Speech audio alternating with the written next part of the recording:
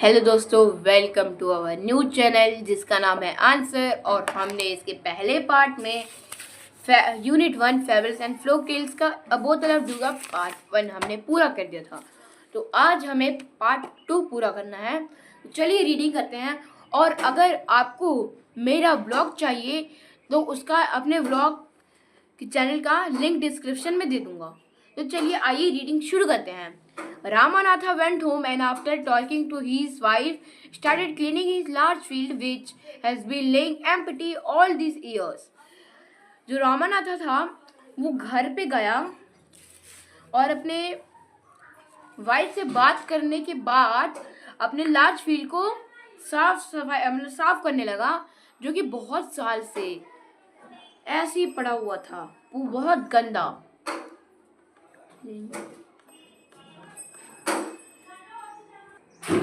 There he planted row and rows of banana plants. फिर उसने row wise बनाना plant को लगाया। He tended them carefully and during the winter month collected the dew that formed on them with great care. उसने tend किया उन सबको carefully summer के महीने में, और उस पे से कलेक्ट ड्यू किया बहुत बहुत केयरफुल। अब टेंडेड मतलब होता है लुक आफ्टर, मतलब देखना। वो अपने खेत को हर समय देखता था और ठंडों में ड्यू कलेक्ट करता था। His wife helped him too. Madhumati gathered the banana crop, took it to the market and got a good price for it. जो उसकी वाइफ थी उसकी बहुत मदद करती थी। मधुमती उसकी वाइफ का नाम था। अब वो मधुमती बनाना की क्रॉप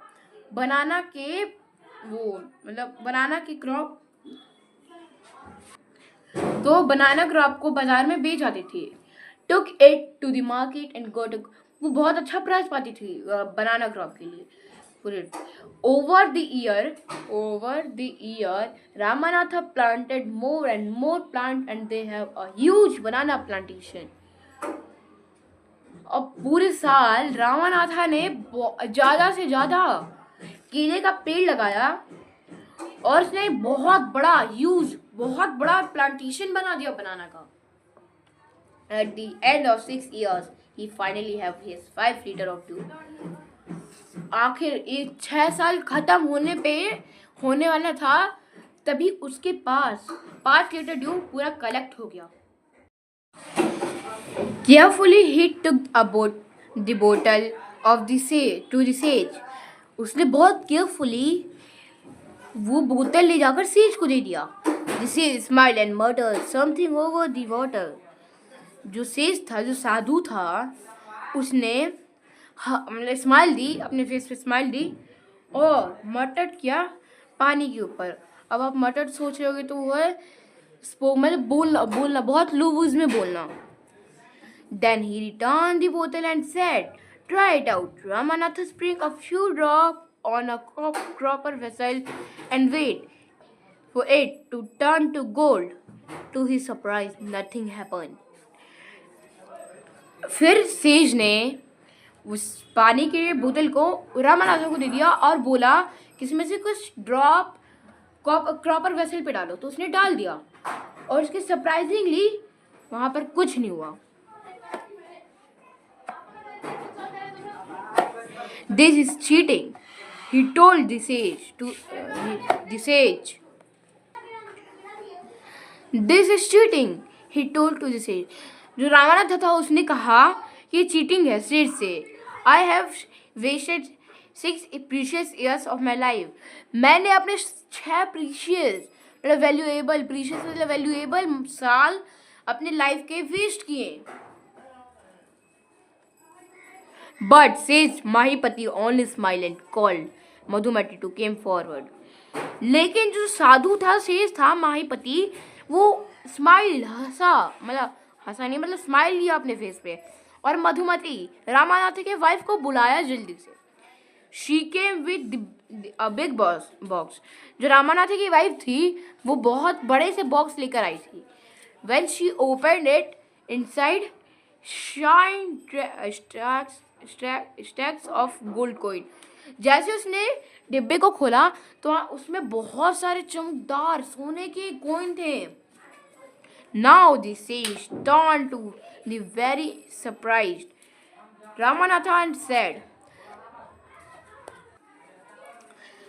अब सेज रामानाथी की तरफ सरप्राइजिंगली मुड़ा और बोला कि there is no magic potion that can turn anything into gold. ऐसा कोई भी मैजिकल पोशन नहीं है जो कि किसी भी चीज़ को गोल्ड में कन्वर्ट कर सके। You work hard on your land and create this plantation. तुमने अपने लैंड पे बहुत ज़्यादा हार्डवर्क किया है और इतना बड़ा प्लांटेशन बनाया है। While you look after the tree, your wife sold the fruits in the market. जब तुम जब वो अपने लैंड की तरफ देखता था, अपने ज़मीन की तरफ, तो उसकी वाइफ मार्केट में वो केले बेच कर आती थी, केले बेच देती थी। That is how you got this money. तुम इसी वजह से मनी तुम्हारे पास आया। It was your hard work. ये तुम्हारा हार्ड वर्क है दैट क्रिएट दिस वेल्थ, जो कि इसको बनाया है, इस पैसों को। नॉट मैजिक नहीं। If I had told you about this earlier you would have not listen to me, so I have played a tricky on you. अगर मैं ये बात तुम्हें पहले ही बता देता तो तुम मेरी बात नहीं सुनते, इसीलिए मैंने एक ट्रिक खेला, मतलब एक खेल खेला तुम्हारे ऊपर। Ramanatha understood the wisdom behind the words and work even harder on his land plantation from the day. Ramanatha को बहुत अच्छे से समझ आ गया था वो विजडम उसके पीछे, तो विजडम उसके पीछे समझ नहीं पाता। अगर मैं उससे पहले बता देता तो उसने समझ लिया था उस वर्ड्स के पीछे, और उस दिन से वो बहुत ज़्यादा हार्डवर्क करने लगा अपने प्लांटेशन के ऊपर।